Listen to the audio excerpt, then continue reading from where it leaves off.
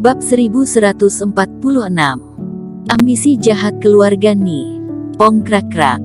Saat pilar-pilar itu jatuh, aula itu langsung menjadi tidak stabil dan mulai runtuh sepotong demi sepotong.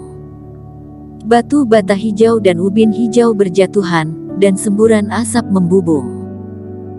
Melihat Eric Kin berani menghancurkan mansion, banyak anak buah Veron Ni yang terbang keluar dan energi pembunuh bergegas menuju Eric Kin. Tapi semuanya satu persatu, ditendang terbang keluar oleh Eric Kin. Jurus 13 tebasan, tebasan ke-7. Eric Kin terbang tiba-tiba dan meraung. Ribuan balok pedang terbang dari pedang King Tong, berubah menjadi 5 naga raksasa, kemanapun lintasannya, tanah retak, mata air, bebatuan, kolam, dan paviliun semuanya hancur. Kulit kepala Dandy Wen dan yang lainnya terasa mati rasa, otak mereka berdengung dan punggung berkeringat derat. Masalah besar, dan sekarang benar-benar sudah masalah besar.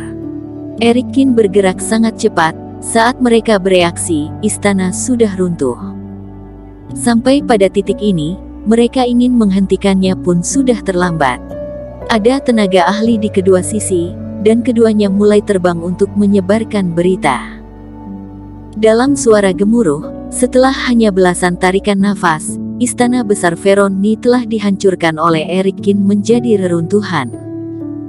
Pada saat ini, situasi benar-benar sunyi. Murid dan pengurus yang berani datang menyaksikan juga terkejut melihat pemandangan ini. Veron Ni, penguasa kecil sekte Huoyu yang tidak berani diprovokasi oleh siapapun, hari ini secara pribadi dihancurkan oleh seorang murid yang baru saja memasuki sekte selama beberapa hari. Eric Kin, kamu pasti akan mati. Berani menyinggung tuan muda kedua, seluruh sekte Huoyu, tidak akan ada tempat untuk tubuhmu.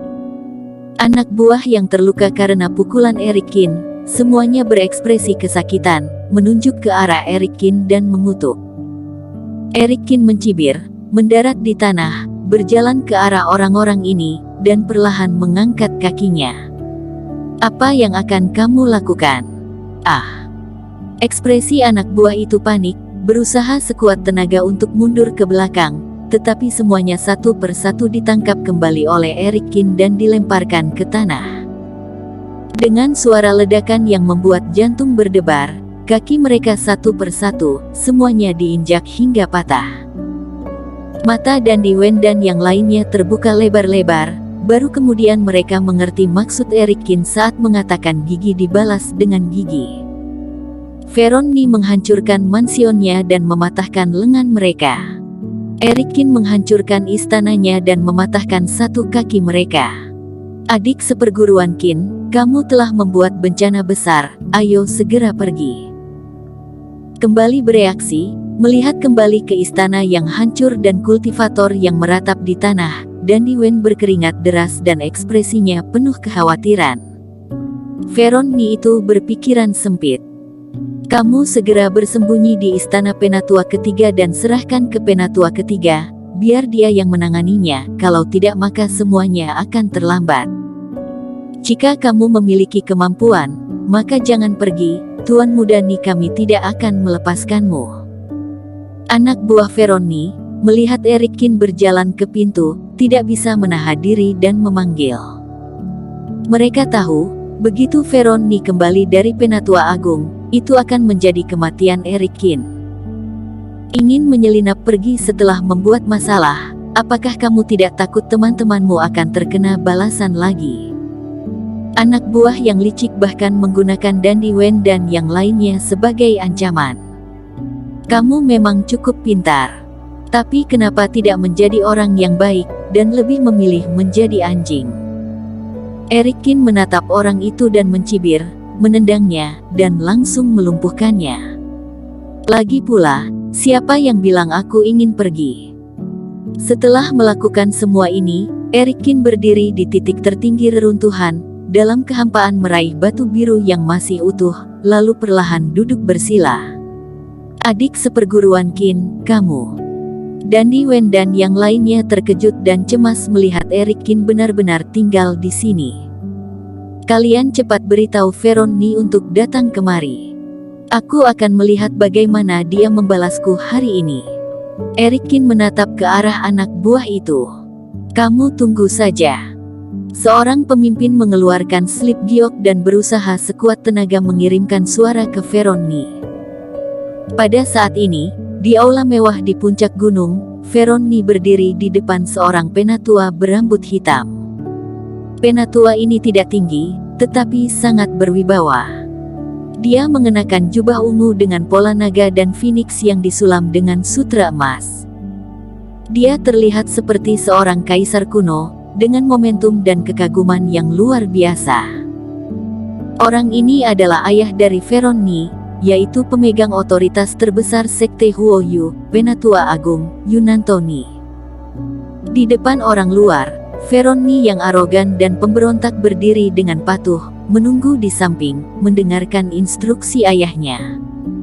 Feron, kali ini kekentalan Reiki kolam Dengxian, menurut perhitunganku, itu adalah yang tertinggi dalam 500 tahun.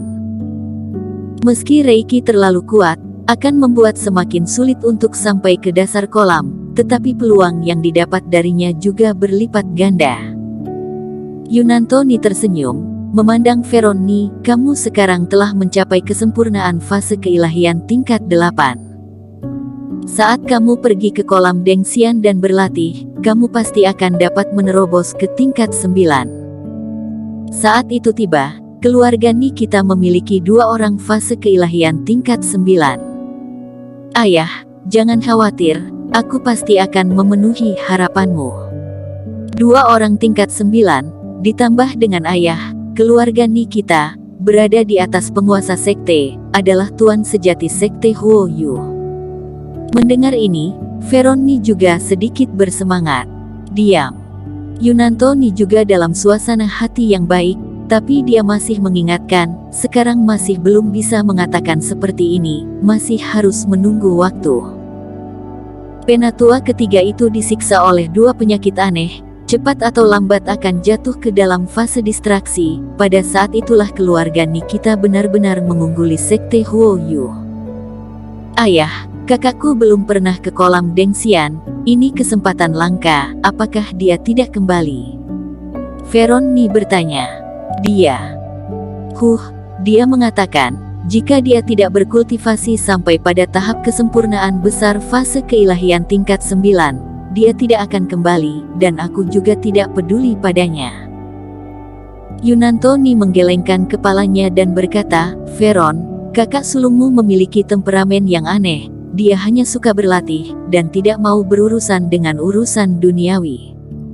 Di masa depan, keluarga Ni kita masih harus diserahkan kepadamu.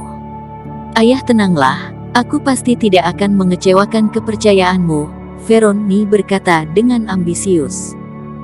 Oh iya, dengar-dengar kamu pergi ke partai bagian dalam hari ini. Setelah berbicara tentang bisnis, Yunantoni tiba-tiba bertanya. Murid dari partai bagian dalam menyinggungku. Aku tidak tahan dan memberinya pelajaran, Feronni berkata dengan hati-hati. Kerja bagus. Namun Feronni tidak menyangka, Yunantoni malah memuji, garis penatua ketiga harus ditekan dengan ganas, agar semua orang di bawah tahu bahwa keluarga Ni adalah penguasa sekte. Pong. Saat Feronni hendak menjawab, aula tiba-tiba bergetar hebat, seolah-olah ada gempa bumi. Ada apa? Yunantoni mengerutkan kening. Feronni menemukan bahwa tokennya terus berkedip. Dia mengambilnya dan melihatnya, raut wajahnya tiba-tiba berubah. Ayah, aku ada urusan, dan harus pergi dulu. Feronni menyapa ayahnya dan meninggalkan aula, terbang dan pergi dengan tergesa-gesa. Erikin, benda sialan ini. Ketika Feronni terbang di udara, dia melihat jelaga dari arah mansionnya, dan mansion yang awalnya megah tiba-tiba berubah menjadi reruntuhan. Saat tiba di atas mansion, dia menyaksikan semua bawahannya jatuh ke tanah dan melolong, satu persatu tampak sangat menyedihkan. Ekspresi Feronni bahkan lebih jelek. Sebagai anak penatua agung, sejak kapan mengalami penghinaan seperti itu?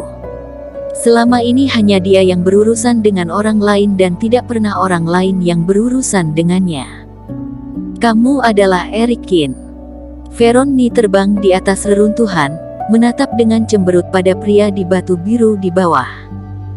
Melukai orangku dan juga merusak mansionku, dan masih berani tinggal di sini. Kamu benar-benar sangat berani. Kamu seharusnya merasa beruntung. Kamu tidak berada di dalam mansion pada saat itu, jika tidak kamu akan menjadi salah satu dari orang-orang yang berbaring itu. Eric bangkit, menatap Veroni dan mencibir. Bersambung. Terima kasih telah menonton video ini sampai akhir. Jangan lupa subscribe dan nantikan kisah episode selanjutnya hanya di Novel Story. Salam.